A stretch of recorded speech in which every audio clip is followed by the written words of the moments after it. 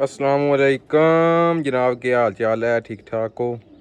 सब तो पहला पिपला वाला कबूतर जनाब शौक करो माशा लाजमी आखना कबूतर बहुत चंगे आ गए ने जनाब। दूसरा पीस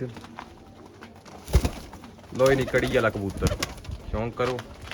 टोटल अज ने 12 माशा लाजमी आखना मैं कोलू सारे ना शौक करा देने हैं। ठीक है, कसूरी पट्टी जनाब सुइयां अखां वाली। ठीक है, यह पट्टी है सुइयां अखां वाली। आप टेडी कबूतरी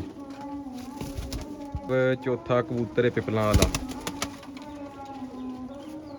ये पंजवा सॉरी जनाब। टेडी कबूतर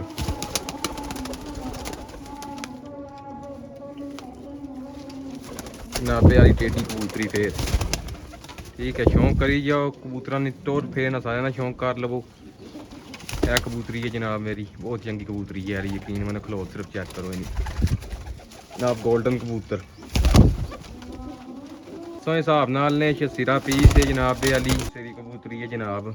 यह कबूतर है जनाबे वाली जड़ा वै पिपलां वाला, यह लुंडी कबूतरी है। 0349 81 32 012 माशा लाजमी आखना मैं कबूतर तक लवो सारे वीर भरा एक बारी ए चेक कर लवो। ठीक है, माशाल्लाह लाजमी आखना टेडी गोल्डन कमगर सब मिक्स ने। कसूरी पट्टी चेक करो। ओके जनाब, अल्लाह हाफिज़।